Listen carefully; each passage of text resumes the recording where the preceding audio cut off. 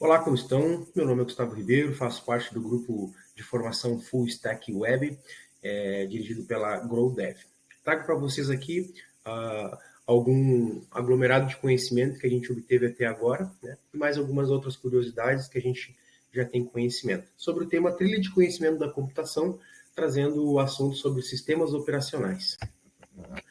Nós vamos ver aqui nessa apresentação uma breve história da origem da computação, falando sobre sistemas operacionais, quais, o que são, suas respectivas características e vamos fazer uma análise comparativa entre eles. Bom, falando um pouco sobre a origem da computação, a gente tem que retomar lá nas origens com George Boole, né? Foi um matemático que foi o responsável por criar a lógica combinacional, tá? Onde ele conseguia trabalhar com coisas separando os operadores do que ele queria trabalhar, né? Então, a gente tem ali a criação das portas principais de trabalho, né? Por exemplo, a AND, a OR, a SHOR, e a partir dessas foram criadas todas as outras, né? Então, bom, mas só que naquela época que ele criou isso aí para trabalhar com os números binários, né? Não foi dado muita importância a respeito disso, né? E o trabalho dele acabou sendo deixado de lado. E aí a gente entra em Claude Shannon. Claude Shannon, ele já trabalhava com a parte de concepção de um computador, digamos, digital, né?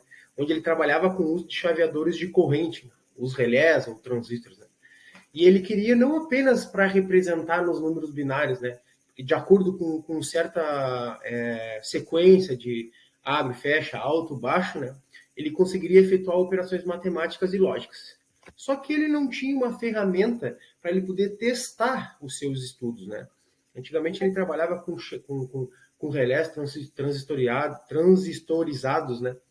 Então ele recorreu aos estudos de George Boole e conseguiu, né, comprovar o estudo dele de acordo com isso. Bom, e daí então, aí ele conseguiu que essas informações que antes se tinham como ultrapassadas ou sem uso viessem à tona, né? Depois que George Boole, inclusive, já tinha até morrido. Bom, continuando a nossa apresentação sobre os sistemas operacionais, né? O que é um sistema operacional? Né? Ele simplesmente não, porque a gente tem, né, milhares de informações ali dentro, mas ele é um programa ou um conjunto de programas que gerenciam recursos do sistema. Né? É aquele programa que faz uma interface entre tu, o usuário, e o computador na mais base dele ali, no caso, na máquina. Né? Gerenciam tarefas e recursos, controla a entrada e saída de softwares, tem um núcleo responsável pela gestão desses processos, né? Mecanismos que garantem a proteção, a administração e a realocação dos recursos. E contam com o kernel. Sobre o kernel, né, ele é uma conexão vital do sistema, porque ele é o responsável entre ser o elo entre o hardware e o software. Né? Ele faz com que os aplicativos sejam executados e façam usos dos recursos da máquina 100%, digamos assim, né? Para que tudo saia bem, né? Ele que decide quais processos são alocados ou não no processador, né? Isso ocorre de uma forma tão rápida, que às vezes o programa ele pode continuar sendo executado mesmo não estando no primeiro plano, né? Então, quando o computador é iniciado, é o kernel que faz a varredura de todos os hardwares que tem ali interligados, né? Como monitor, placa de vídeo e tudo mais, né? E ele que manda o sistema operacional carregar tudo isso e ele gerencia os processos, os arquivos, junto com o processador. Os sistemas operacionais que vamos falar aqui são o Windows e o Linux, né? Todos já conhecemos bem, né? O Windows a gente tem várias versões, a primeira lançada em 95 com a versão 1.0, né? Na verdade era mais um MS-DOS melhorado, né? Eu me lembro que eu devia ter uns 8 ou 9 anos, eu lembro que existia o MS-DOS, a gente podia alterar o texto do background, a cor ali, a gente alterava a fonte, mas era só isso, era um editor de texto que a gente conseguia mandar imprimir, né? Disquetezão grande, 5/8, né? Mas já foi uma evolução. A segunda versão foi a versão 2.0, lançada em 87, mas que não chegou aí para o mercado, né? A 3.0 em 1990 trouxe algumas alterações em relação ao primeiro, mas ele teve um visual mais limpo, uma melhor organização de arquivos e apresentou pela primeira vez o jogo Campo Minado, que veio ser um destaque nos computadores antes da internet, né? Bom, aí tivemos o Windows 9.8, né? Ele já era mais estável, tinha suporte a mais de um monitor, componentes USB, tinha a opção de particionamento do HD para melhor serviço, para melhor utilização, né, otimização, né, do serviço, além de já trazer o serviço Outlook, que tinha e-mails, modo de hibernação e tudo mais. Dando uma revolucionada um pouquinho mais, entrou o Windows 2000, né, que mudou um pouco a prática de trabalho da Microsoft, disponibilizando esse Windows mais ainda para usuários finais. Tá? Ou seja, antigamente eles usavam a nomenclatura NT, que era de fins corporativos, para servidores, workstations, e não tanto para um público geral. Tá? E trouxe melhor recursos de segurança, sim. Bom, em 2001 foi lançado o XP, né? Que deu uma revolucionada legal, assim, no estilo e no padrão de softwares da Microsoft. Foi lançado em outubro de 2001.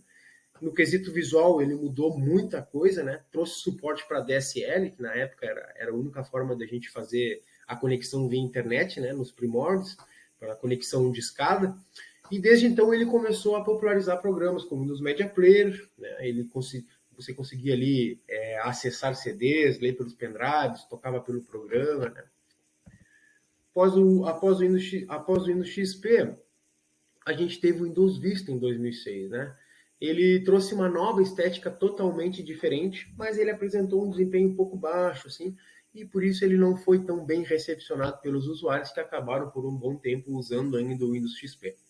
Já em 2009, o Windows 7 foi lançado no mercado, com recursos de suporte a telas touchscreen, multitouch, leitura de Blu-ray, Windows Defender, modo Windows XP e muito mais, né? É um Windows que até hoje ainda bastante usuários ainda utilizam esse sistema, né?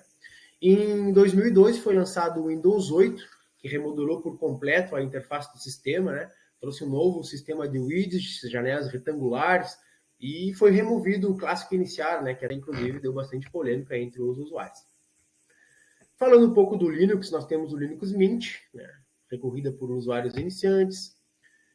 Temos o Linux Ubuntu, que é um sistema operacional completo para desktop, né? Ele é baseado no Debian, assim como vários outros equipamentos, né? Uma grande vantagem é que ele tem versões que são lançadas semestralmente, então ele está sempre sendo atualizado, né? OpenSUSE, Manjaro Linux, Elementary OS, Linux Fedora, tá? Que inicialmente ele foi, não me lembro agora o nome, mas depois ele foi mantido por o projeto Fedora, né? Que é uma comunidade aberta de usuários e desenvolvedores. Se eu não me engano, ele é uma versão paga do Linux, tá? O Zorin, que ele é baseado no Ubuntu, mas foi desenvolvida para iniciantes Linux, e ele tem uma vantagem ou não, né? Vantagem para os amantes do Windows, que ele traz uma interface gráfica bem semelhante ao Windows, correto? Depois temos mais duas versões, o CentOS, o Deepin, e bom, aí vimos as principais diferenças aqui, na verdade, vimos as principais características, né, aqui dos dois sistemas operacionais, e vamos falar um pouco sobre as principais diferenças entre eles. Bom, as principais diferenças entre eles, né? A primeira a gente pode falar que o Linux ele é baseado ou ele está sobre a GNU, né? Que é onde é uma licença pública, você tem acesso ao código-fonte completo do Linux, né? Então é uma liberdade de licença, tu pode modificar, tu pode lançar e até vender os aplicativos usados com base no Linux, desde que você mantenha o código aberto disponível, né? Já com a Microsoft, não, né? A não ser que você faça parte de um grupo seleto de pessoas, você nunca vai ver o código-fonte de nenhum software da Microsoft. E outra coisa interessante também, que, por exemplo, você comprou 10 licenças do Windows ou 20, você só pode usar esse número determinado legalmente. Já o Ubuntu não, você pode instalar em quantas máquinas você quiser, né? Um pouco sobre o suporte ou a parte do hardware do Linux. Antigamente era difícil você montar um equipamento Linux, porque muitas vezes uma máquina não casava com a outra, tu tinha que escolher muito a dedo o equipamento do teu computador, né? E talvez não teria uma funcionalidade de 100%. Isso está diminuindo com o tempo, tá? Já o Windows não. O Windows sempre teve a tecnologia plug and play e tudo se adapta a ele e tudo funciona com ele, né? Falando sobre as características, as colocações finais, né? A gente sabe que o Windows, para o usuário final, ele é bem mais prático, né? Ele é bem mais simples de usar, né? Ele se torna mais fácil, né? Na parte de ensinar e de tudo mais. Mas, para alguém que trabalha no meio de tecnologia da informação, para alguém que trabalha com servidores, num projeto disso, a gente sabe que o Linux ele oferece muito maiores características para desenvolvimento relacionados a quem está no meio da tecnologia da informação. Eu agradeço muito a oportunidade e me despeço por aqui. Muito obrigado.